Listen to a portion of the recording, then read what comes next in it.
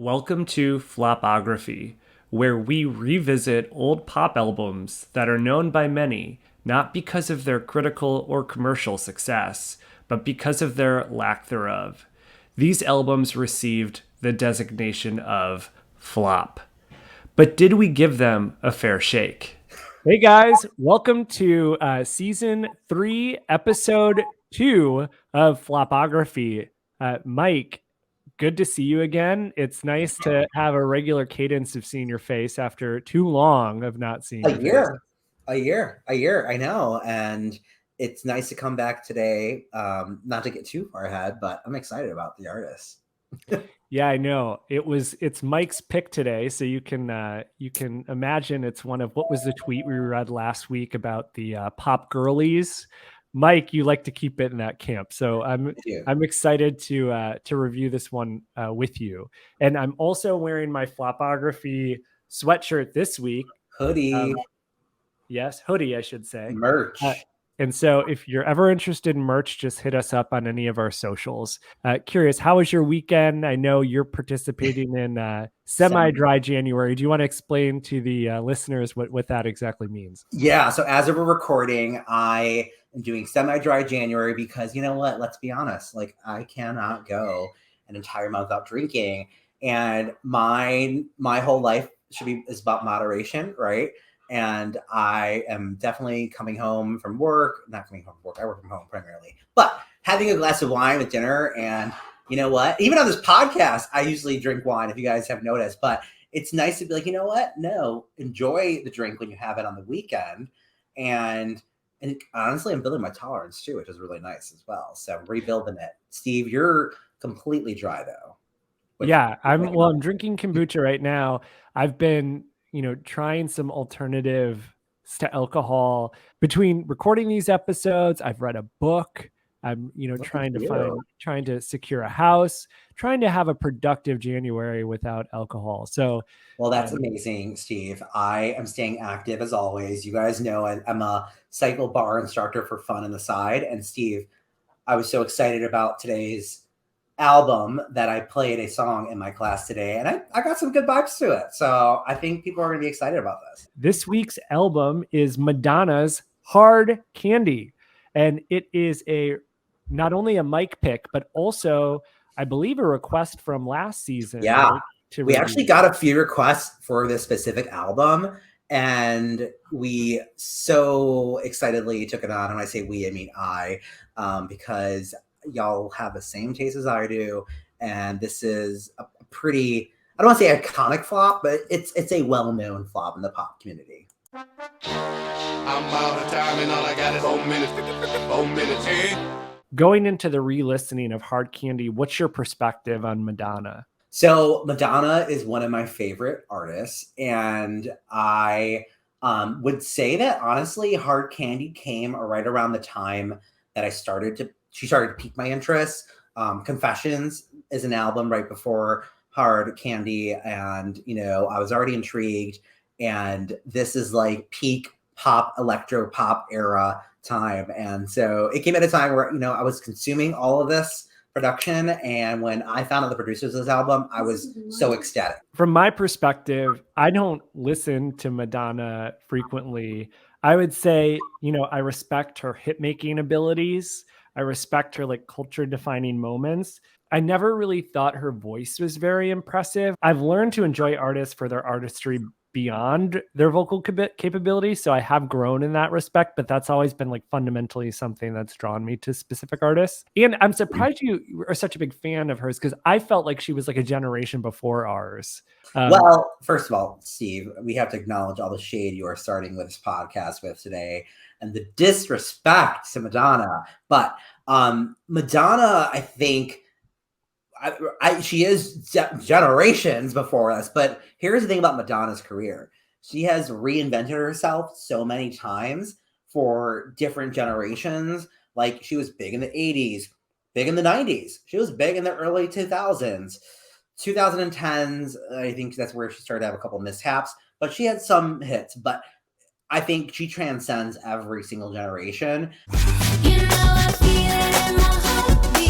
The album was released April 19th, 2008. The type of music that was popular at the time, the top song, according to Billboard, for that year was Low by Flo Rida and T-Pain. Iconic. That was back, I mean, I was in college at the time, so I remember that being a really popular song at house parties. Chris Brown had, Blast from the Past, had 2 songs in the top 10. So hip hop influenced pop, and that was topping the charts. Also, and not to be remiss, that Lady Gaga and Katy Perry were just in their infancy of the rise of pop stardom, with I Kissed a Girl charting on the year-end Billboard Hot 100, and Just Dance was released April 8th, 2008. So that would be just a week and a half or two before Madonna released Hard Candy. So very much a moment in pop culture. That is pretty nuts because people, always say Lady Gaga has been templated from Madonna, but that's pretty crazy that was so close from Lady Gaga's infancy in her pop career. That's nuts. Madonna, this was her 11th studio album, to your point about reinventing herself. She was 49 years old at the time, and she had previously released Confessions on a Dance Floor in November 2005, which Mike has already shared as one of his favorites. It's on my wall with my favorite pop albums. Amazing. All right, it's time to get into the numbers of Hard Candy by Madonna. The first week sales for Hard Candy were 280,000, and it hit number 1 on Billboard. We've reviewed actually one of Madonna's other flops, American Life, and that flop had 241,000 sales and was also a Billboard number 1. So about 40K difference. It does not really compare to Confessions of a Dance Floor, which was 350K Billboard number 1, or Music, which was 420K and a Billboard number 1. Moving on, the album singles. First, the only 2 singles to chart on Billboard were 4 Minutes, which featured Justin Timberlake and Timbaland. That went number 3 for 20 weeks. And the Buzz singles Give It To Me went number 57 for 1 week. And then Miles Away, which is in a lot of the reviews regarded as one of the best songs on the album, did not chart. Pop radio really supported 4 Minutes going top 5. Here's something that I found really interesting. Madonna only has 1 number 1 on pop radio, and this one was one of 9 top 5 hits. So 4 Minutes was one of 9 top 5 hits on pop radio. So pop radio did embrace Madonna, but I was shocked at, all of her classics did not get the radio support. So that's really interesting, Steve, because I am wondering how old the pop chart specifically is from Billboard, because if this is accurate, what you're saying, Madonna, only second to one artist, has the most number 1s on the Hot 100 list. Give it to me. Yeah. So after a quick break to check the Billboard charts, the pop airplay, the earliest dated single from Madonna was from 92, but she's only had 1 number 1 since 92, and she had Ray of Light since then. Confessions on a Dance Floor. The critics score Hard Candy got a 65 out of 100. It's the second lowest of her career, which is a virtual tie with MDNA, which received a 64. Confessions on a Dance Floor got an 80 out of 100. And American Life, we reviewed it, got 60 out of 100. So that was actually her lowest rated album critically. Wow. All right. It's time to get into the analysis of the album. And Mike, we'll start with you. Describe your initial reaction to the album in 1 word. I'll say the word, you say your word, and then we'll both explain it. All right, go ahead. You go first. Urban. Earworm. Okay, all right, earworm. Okay, urban here, because the album's very heavily influenced by, I'm going to call it pop, hip hop music. So tell me, I'm actually excited you said earworm. So tell me more about that. In nearly every song, she has a really catchy chorus that gets stuck in your head. I wrote down some examples. One was from Incredible. She says, "Can't get my head around it. I need to think about it." She keeps saying that over and over, and it just kind of got stuck in my head, and I had only listened to it a couple of times. In Candy Shop, she repeats sticky and sweet, sticky and sweet. And then the third was get down, beep, beep, got to get up out of your seat, and beat goes on. That just kept going. A big thing at that time was those types of like almost like psychological earworms that hook you to a song. It was very much like I felt that in this album. So see, we have to talk about the producers, right? Like the producers that she tapped for this album, Timbaland is all over it. Pharrell is all over it. Timbaland's protege, Danja, and then Justin Timberlake actually produces too, and Justin Timberlake was one of those two. So those people, by this point in their career, like they have gotten pop music pat down. When everything goes incredible, and all is beauty, can't get my head around it. I need to think about it. So, Mike, this might be difficult for you, but what was your low moment of the era? So it's not difficult because I definitely don't think there's a lot of originality to this album. And the low moment is the fact that Madonna went with something I felt like was a little templatized from previous artists. And that's vastly different from her entire career. What about you? Right. She's supposed to be the innovator, right? Yes. And she did not innovate this album. She took what she had.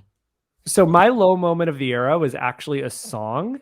It was Voices. I think it's the last song on the album. Second to last. Who is the master? Oh yeah, his last one. So that was the lyric that really rubbed me the wrong way, was who is the master? Who is the slave? It was very troubling to me, especially in 2023. That lyric would not fly. That's interesting. Yeah. Additionally, are you walking the dog? Is the dog walking you? So all of this, okay, mind you, with the backdrop that this was produced and has vocals from Justin Timberlake, okay, who has a sketchy past with obviously the Janet Jackson incident, and he's been accused of appropriating Black culture in a lot of his music. You're talking about a master, you're talking about a slave. I felt like that was just the low moment of re-listening to this. Justin Timberlake, you said, has a troubled history with that. Interestingly enough, this album was like followed up around the same time Janet Jackson released her Discipline album. All right, Mike, what song should have been a single? Oh, I'm gonna say She's Not Me. Now, it's not one of my. Oh, that was my least favorite on the album. Oh my god. Okay, I just think it's like it's an earworm. You know, it's got some good beats to it, and it's very like disco-esque with it. Can I give us a follow-up though? The other one I actually think would probably done well at the time is Beat Goes On with. You can't steal mine, Mike. Okay, well, I'm just on it. It's a tee up for you to go to do the layup. So tell us why. It's I had a second choice actually because I thought that you would pick Beat Goes On. Okay, well go ahead. I think the no-brainer is that at the time in 2008, it's featuring Kanye West. Yay. And Pharrell has a pretty big presence in that song, which to me was like my favorite part of the song was Pharrell's chorus.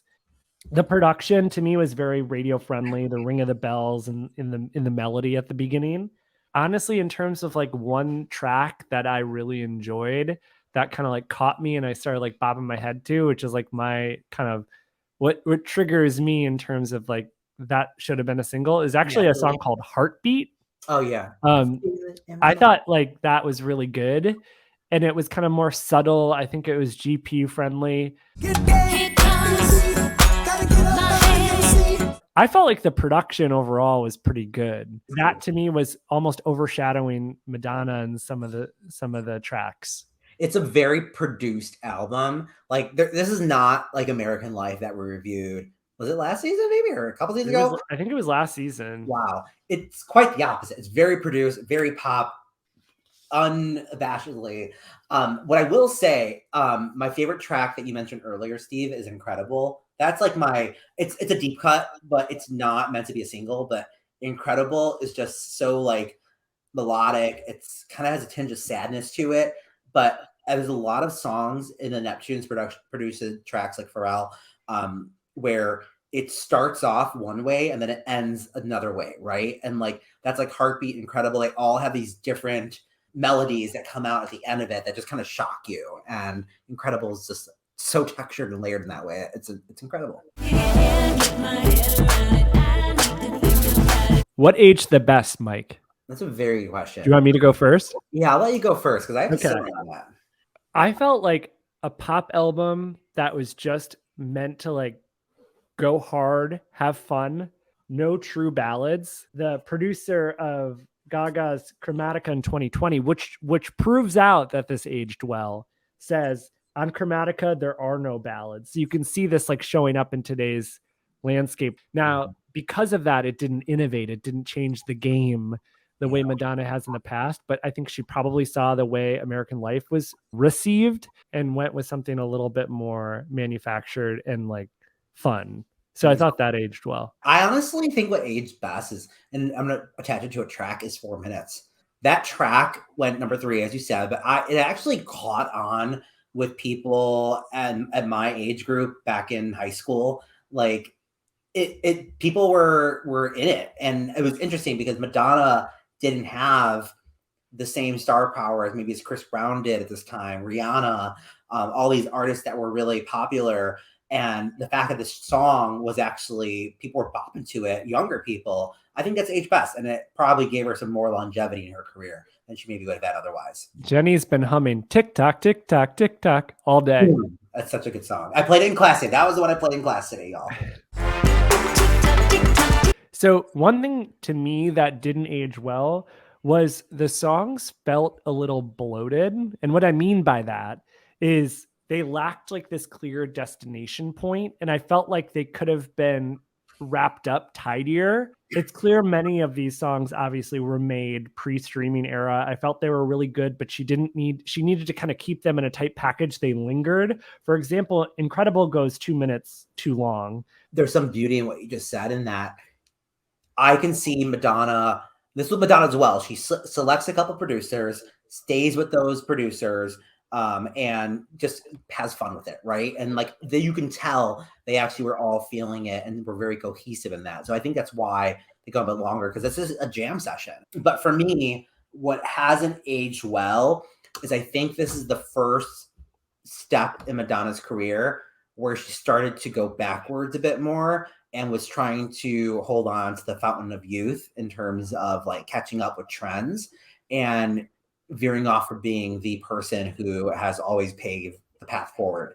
I want to say though, like this is not an ageist comment. Like I think she's done so good at being and owning her sexuality and at her age. And even in this album cover, right? If you look at it, she has her legs spread apart and she's dressed in like some, tight clothing, like a boxer. Like, I think the fact that she was trying to hang on for trends like this has not aged well. And I'll then lead into my rationale for what went wrong because it's related to that. Uh-oh. I think my rationale for what went wrong was her age. I think I'm saying that as like my rationale for what went wrong is that people were ageist at this time, which is probably why like after 4 minutes, she didn't have another radio hit. I pulled a review from Entertainment Weekly to a quote that speaks to this too. It says, between the fountain of youth dalliances and hookups with hip hop kingpins, we know what you're thinking. Just how massive is this midlife crisis of hers? Wow. That is so, was that in the UK? I feel like UK is always harsh. No, Entertainment Weekly US. Ugh, so horrible. And, Steve, I think what didn't help with this is there was a lot of controversy. I remember because I used to be an avid reader of PerezHilton.com. But there was an album cover, like, and whole photo shoot of unedited photos of Madonna. And this is like when she really started, like, I think looking her age, this era. And people were just like, again, here she is on this photo looking sexy and younger than she is. And it didn't help that entire situation of ageism in the comments. Totally. And I think my other point about the rationale for what went wrong is I believe, like, and I read this in a couple of reviews as well, that she waited too long to work with Pharrell, Timbaland, Justin Timberlake.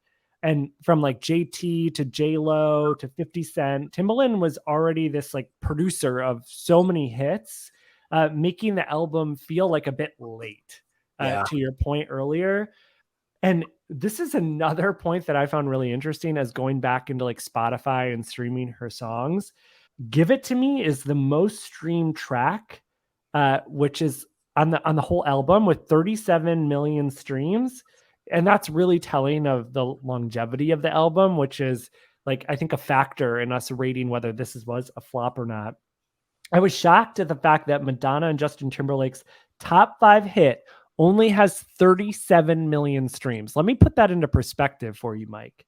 For comparison, Mariah Carey's Touch My Body, which was number 22 on Billboard's year end. The same And, year. Yeah. and so that was released the same year, number 22, and Madonna was 23 on the Billboard year end with 4 minutes. And I also pulled Pink's So What total streams because that was number 24 year end. So Madonna's in the middle at 23, Pink at 24, Mariah at 22. Mariah's Touch My Body has 142 million streams, and Pink's So What has 467 million streams. Wow. Madonna's has 37. Talk about longevity. It just doesn't have it. No, it doesn't. And you know, Steve, I think this is no surprise that what went wrong with mine is just, you know, the templated production. And, you know, she started recording the album in 2007. And let's take a look at what happened in 2007. Britney's Blackout was released, and she used 2 producers from this album for Blackout. Danja, who is a phenomenal producer, and Neptunes did a couple tracks, and then too, I think just one maybe. But anyways, Madonna was riding the coattails of Britney there. But let's take it back even further. 2006, Nelly Furtado, the resurgence of Timbaland with tracks with Justin Timberlake. So it was very delayed, and she took a long time recording it. At the same time, I think she perfected what the others, you know, had done already and took it a little bit extra shiny. All right, it's time for our fan perspective on Madonna's Hard Candy. The first tweet, Mike, says, Hard Candy is a good album, one of her best, but I hate the mixing on it. And it's not very unpopular, but the mixing of Madonna's tracks since HC, which is Hard Candy, is getting worse. Mike, do you have a reaction to that? I can actually see that being very true, to be honest. That fan, unfortunately, is right. All right, next up. This is by Ollie. It says, I remember listening to Madonna's Hard Candy in our old Mercedes and not knowing any word to 4 minutes, but the tick-tock, tick-tock, tick-tock, and Timbaland saying breakdown, which is very true because Jenny was singing TikTok all evening before we recorded today. That song came out after Tick Tock, Tick Tock by Gwen Stefani, right? That's so funny. I'd have to look back, but I'm surprised that hasn't gone viral on TikTok. Well, if you need a hit, put TikTok in it. TikTok by Kesha. All right, the last tweet by Travis Dean is revisiting Madonna's Hard Candy album. The breakdowns on each track are kind of it. Pharrell went in and I totally forgot about it. Glad I circled back. I love the breakdowns. Pharrell, honestly, to be honest, I feel like because Pharrell started the production and then Timbaland and Danja added on later on. But Pharrell was, I think, probably the saving grace on the album's tracks with his production. He never does it wrong. All right, Mike, it's time for our 2023 review of Madonna's Hard Candy. Flop or not? The tracks are hot on this album, but it's a flop in the sense that, yes, I know, Steve, if you were watching the video version, Steve is gasping right now. It's a flop simply from the perspective of her career and the quality of this album in its her discography. It's the album where she started to go south and was looking backwards. That said, when Madonna goes backwards and takes trends, she does them even better, mostly because she has that hook. You know, she knows exactly what to do in pop music. The album, again, is really good, so I would encourage you all to listen to it, but take it for what it is. It's just an overproduced album of pop perfection, but it is a bit dated in terms of the production value itself. You didn't expect that, did you now? No, I definitely thought you were going to say it isn't a flop because I am going with this is not a flop. Okay, well, look at this. Okay, Look at we've been season poking at me the entire show, so you would have never expected he just changed his review. these two responses. Yeah. So after reviewing the album, and especially like after also doing American Life last season, Mhm. like to me, this is definitely a step in the right direction for Madonna. At the time, she ditched the heady message and just kind of went all in for a fun album. And I actually enjoyed it. In comparison to some of the other albums we've reviewed around that time. I'm not a big Madonna fan, so like that was I enjoyed the album. It wasn't like a painful listen for me. And some of the other ones were. Now, was it game changing? No. But it didn't have like awful commercial sales. It still went number one. It had a decent longevity on the charts. It had 4 minutes. The streaming numbers aren't there now to show the longevity, but I think overall, I would say this wasn't a total flop by Madonna. That's really interesting. I love to hear it.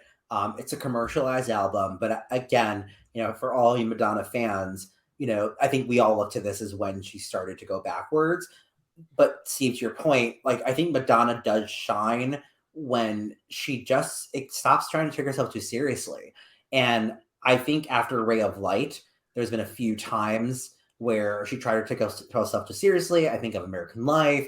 I think of her latest album. Oh my God, the name is escaping me. But she does best when she just has fun. And this album, she definitely does have fun, albeit it just was the wrong audio and wrong production quality for the time. By the way, Mike, one follow-up question. Are you excited for her biopic? Oh, yes, totally. I mean, if it's anything Whitney's biopic, which was really good, like I think they did it well, and then we're in for a treat.